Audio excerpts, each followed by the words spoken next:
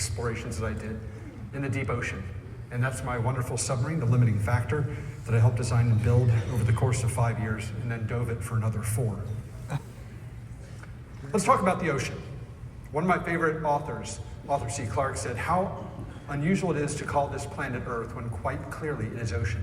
That is a picture of planet Earth with the clouds removed. 71% of planet Earth is ocean. Now let's play a fun game.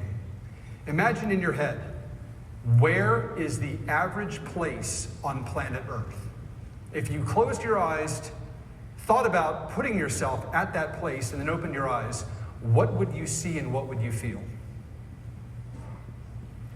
Well, it would be 6,500 feet underwater in freezing cold temperatures in complete blackness. That is the average elevation in place on planet Earth, but we never think about it that way. Someone mentioned this to me, and then I also heard that someone had tried to dive to the bottom of all 5 of the world's oceans, Sir Richard Branson. They chose some technology that wasn't going to work. And then I've been cursed. If there's any one explanation that explains why I've done all the very unusual things that I've done in my life, I was cursed with a slogan of 5 words, the 5 most dangerous words in the English language, which I've always taken heart, which are, how hard could it be? So, Sir Branson wasn't able to do the 5 dives, as he called them, so I said, how hard could it be? We've gone down to the bottom of the ocean twice before, in 1960, and then director James Cameron in 2012. They never did it again. You know, why not? Sure, we could build this up to go all around the world. And this was the plan. And that's what it starts with. You know what? Why not have audacious goals in life?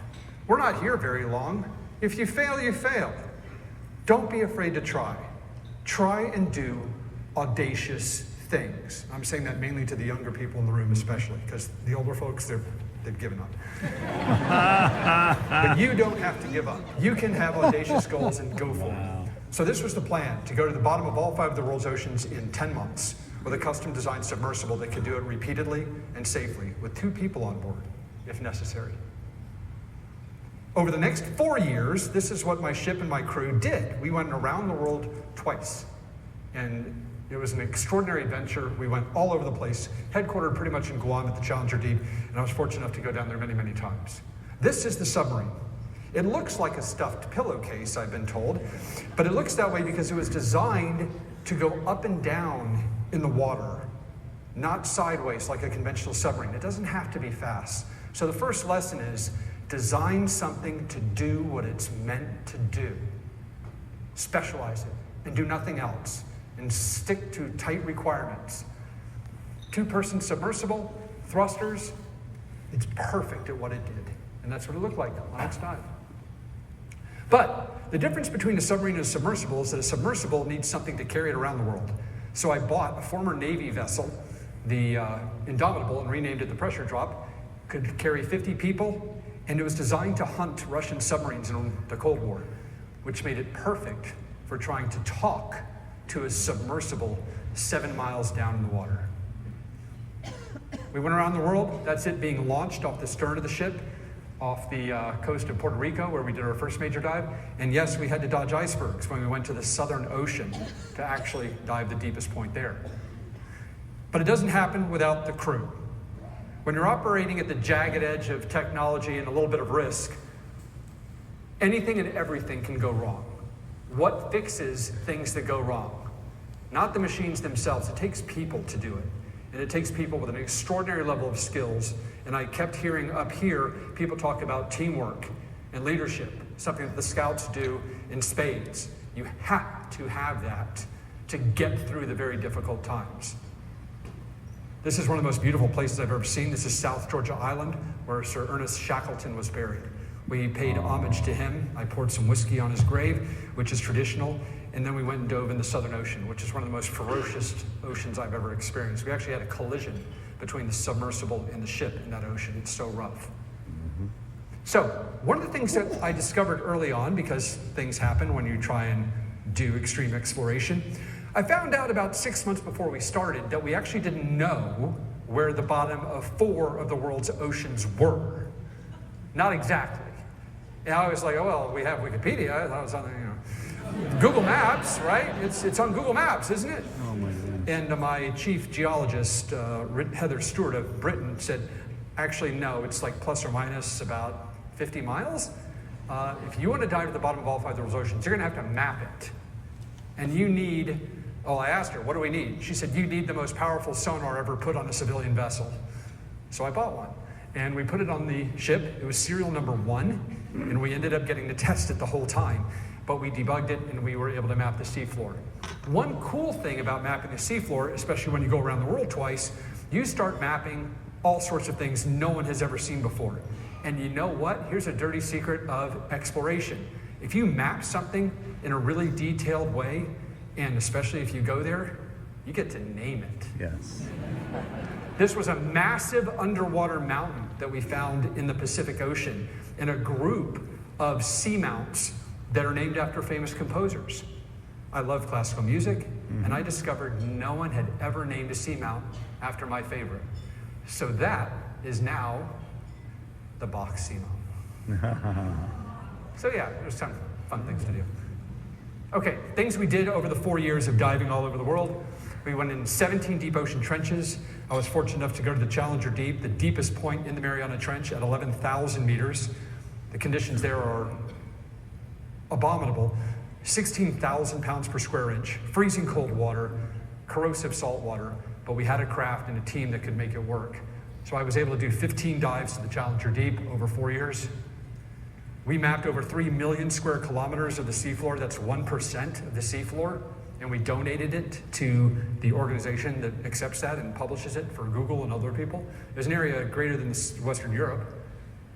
We got to name 60 new seafloors. I did not get to name it after my dogs, although I tried.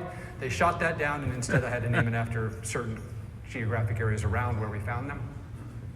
And we also, just to prove what the submersible could do, we discovered the 2 deepest shipwrecks in history. And they were, I was very proud, they were US Navy vessels that went down in 1944 during a battle of Leyte Gulf, one of the most ferocious surface engagements of World War II, and we were able to find those wrecks. That was very exciting.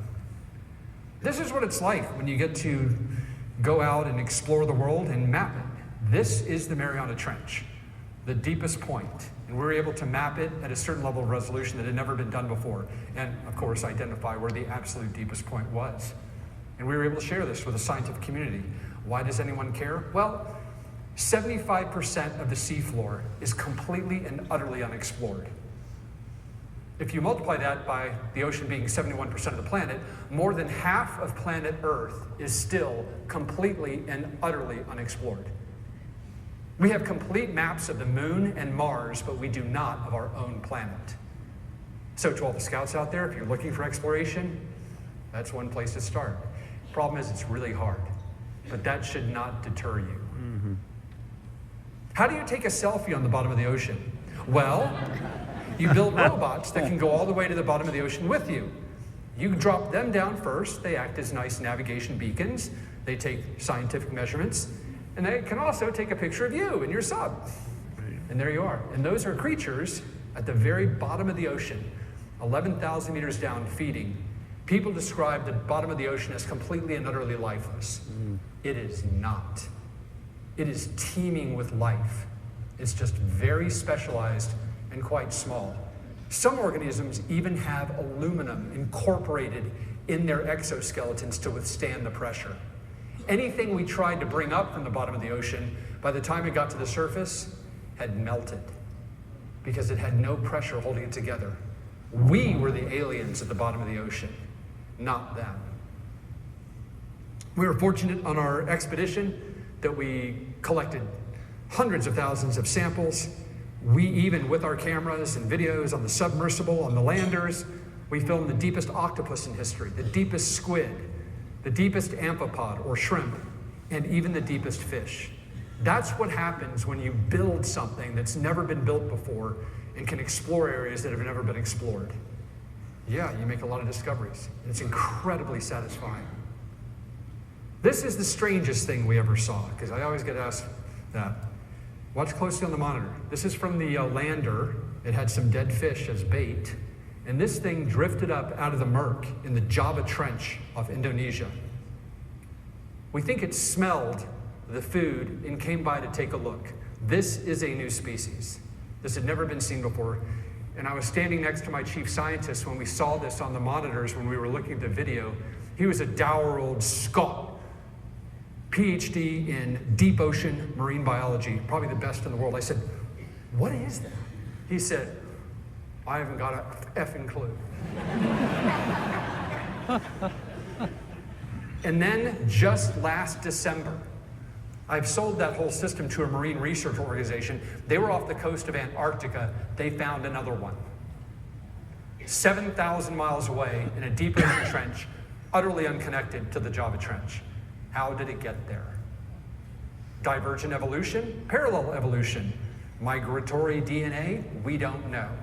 But it's a scientific mystery, and that's a cool thing to do, is that sometimes in exploration, you create more questions than answers. This was really cool. This is at 11,000 meters at the bottom of the Mariana Trench. You see the gold areas here? You think, oh, that's sulfur or maybe even gold. No, those are bacterial colonies. Those are animals living off of chemicals in the rocks. There's no photosynthesis down there. There's no light. This is life living in a way completely abnormal from what we live up here. Put it in an electron microscope. You can see the colonies of the animals living at these extraordinary depths. Let's increase the magnification by another 10x. It's an animal living in the most brutal, hostile environment on planet Earth. If we find life on other planets, like the moons of Saturn, Enceladus, Ganymede, Europa, it's going to look like this, almost certainly. Not like a gazelle running around the Serengeti. This is what exobiology will look like. And yet we were finding it here on planet Earth. Got to mention the Titanic. It happened to be on the way. You have a submersible, you got to dive the Titanic. Yeah. So we did 5 dives on Titanic for National Geographic. No one had been there for 5 years. It's not going anywhere. It's not going to vanish in 10 years. It's really, really big. It's made of iron. It's just going to slowly degenerate. But that was the most dangerous dive that I ever did because the currents are very strong. So strong that it would overpower the sub at times. And there are a lot of cables and a lot of ropes. That's the most deadly thing to a submersible. You don't want to become entangled because you can't get out to untangle yourself. But it was really, really cool. This is what it's like to dive at the bottom of the Red Sea. Also a completely alien environment. So hopefully this plays. Yeah, this is what it's like to skim the bottom of the Red Sea in a submersible. Strange creatures living in incredibly hyper-saline water. Very warm. I still don't really know what's going on with those animals. But this is what it's like to be in a sub at the bottom of a major sea. I was fortunate to take down the son of the first person to the bottom of the ocean. I took down Kelly Walsh, and I was able to take down the first woman, Dr. Catherine Sullivan, who was the first American female spacewalker. So I'm very proud that I was able to take her down because she was not just the first woman to go into space and go to the bottom of the ocean. She was the first person. And we did it 6 months before the Chinese did it.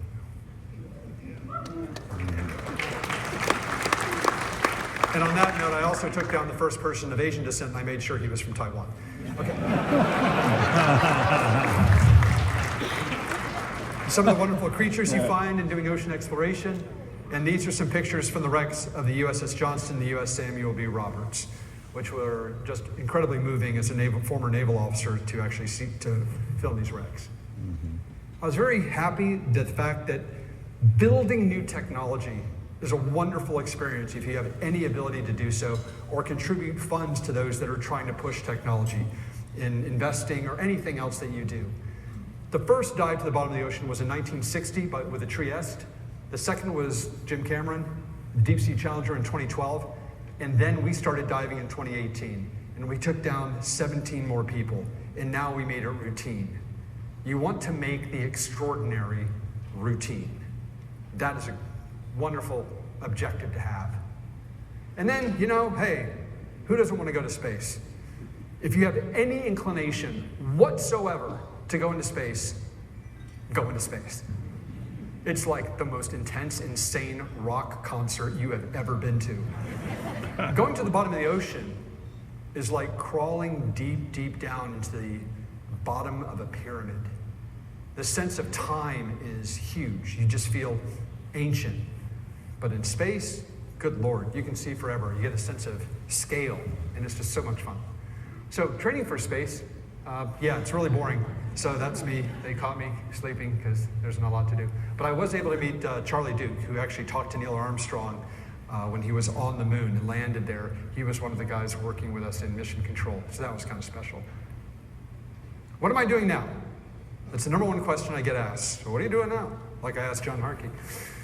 One thing I'm doing, I'm still very privileged and happy to continue explorations in the ocean. I've become obsessed with mapping the ocean because so much of it is still unmapped. I'm trying to use satellites to map coastal areas, and I was fortunate to work with a group, and we've now mapped over 250,000 square kilometers off of Florida, off of Mozambique, we're now doing Greenland, to actually map coastal areas in a way that's so much more efficient than using a ship. But I'm also, for the deep ocean, I'm trying to design and build that vessel, which I hope will be the most efficient deep ocean mapping vessel ever constructed, that could map up to 1 million square kilometers per year per ship. And I'm hoping that once I get this built in 2 years and show what it can do, that other people and organizations will want to buy one as well, so we can accelerate the pace of mapping our oceans. Other things I'm doing, I'm developing new technologies for a next generation submersible to build one that's even more capable than the one I dove with in 2018 and 2019. That arm, manipulator arms in the deep ocean routinely fail because they're based on hydraulics. I got tired of mine failing, so I'm trying to develop one that's based on artificial muscle, that actually is electrically stimulated like a bionic arm that actually would be impervious to pressure. It doesn't exist. So I'm working with the university up in Michigan, and we're trying to build a prototype. When it's ready, it'll hopefully go on not just my sub, but other subs to have more reliable ability to retrieve samples from the very bottom of the ocean. We have over 200 pounds of moon rocks. We have less than 10 pounds of rocks from the bottom of the ocean because it's that hard. Also developing a next generation submersible. I want it to go faster. I want it to have more screens. I want it to have more lights. I want it to have more cameras. I just want it to be more awesome. So why not? I'm still alive. Push the boundary. I'm also working in biotech. I'm trying to develop some artificial viruses to cure 1 or 2 incurable diseases with a scientific team out of Seattle. That's my day job. I'm also, as I was mentioned earlier, I'm an investor in Colossal Biosciences, which is just up the street from here. It's here in Dallas. And we are literally trying to develop the technologies to de-extinct species, not dinosaurs. You will not see a velociraptor in North Park anytime soon. But you may see an extinct animal that, no kidding, has not walked on the earth for tens of thousands of years, hopefully being born really soon. Not that one, but I would love to see a dodo bird, but that's on our list. We're also working on, why not? We're developing genetic tools. I've seen these in the lab here in Dallas, bioluminescent plants. These don't really exist, but this will be like living in Avatar. But we're working on species to do that. And then I think, as John mentioned as well, just this week, a company I've also invested in, we launched a satellite probe into space to do a flyby of an asteroid. It looks like we lost the satellite. Actually, within the last hour, I got that message. Space is hard. It's really hard. But it also teaches a great lesson. As hard as you try, you will fail. If there's one thing I adore, absolutely adore about American culture, and very much Texan culture as well, believe it or not, in most cultures of the world, when you fail, it's a badge of shame. Not in America. In America, you fail to pick yourself up. What did you learn? Do it again. Try it again. Keep at it. We're proud of our failures because we build on them. Most Americans don't realize they have that in their DNA. But like with asteroid mining, yeah, maybe we lost a satellite. What are we going to do? We're going to build another one and send it up and learn what went wrong with that one. Because one day we will have the tools to mine asteroids and completely change the complexion of mining and the standard of living on this planet. So with that, I will just wrap it up by saying, This is about scouting. I did a little show and tell about what it's like being an explorer, how to push the boundaries. But look, I am not an Olympic class athlete. I am not a Nobel Prize winning genius. I'm a guy who was raised middle class in North Dallas. Yes, I have some very strong ambitions. I'm persistent as hell. And I'm pretty good at finding people that know what they're talking about to partner with me to do very difficult things. Anyone can do this. If there's one message I try and convey to people whenever I talk in groups like this, human beings are so much more capable than what they think they can do. Mm-hmm. And it is the great tragedy of the human condition that we sell ourselves short. One thing that I admire Scouting America for is that from a very early age, they are inculcating into these young people, boys and girls, that they are capable of so much more. Not only that, we're going to give you the skills to be much more and teach you about compassion and leadership to go with others on that journey, because you can't do it all alone. So my hat's off to the Scouting organization, to those who support it, and God bless America.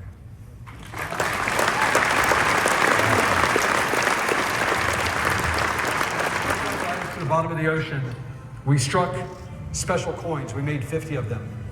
All 50 have been to the bottom of Challenger Deep. I gave most of them to my crew, but in honor of her extraordinary service to Scouting America and supporting all these wonderful people, I would like to present you with one of the coins.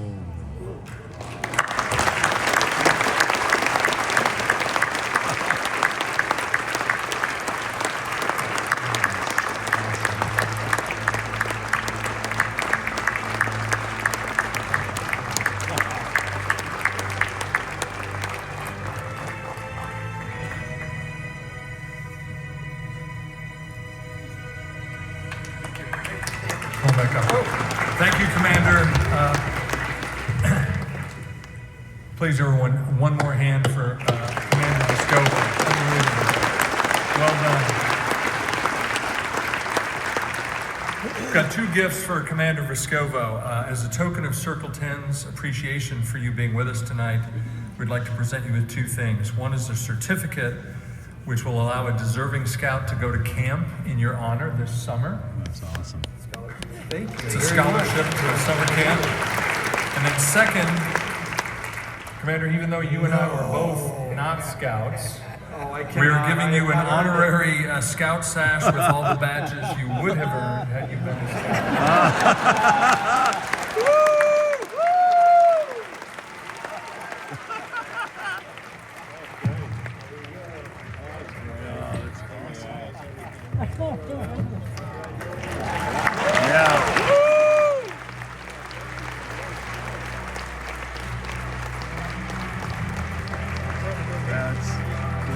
Another round of applause for Victor.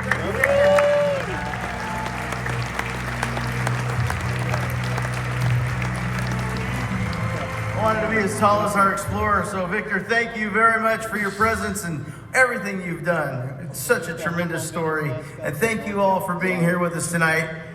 Thanks everyone for your generous support. It's my pleasure now to announce the dollars raised tonight.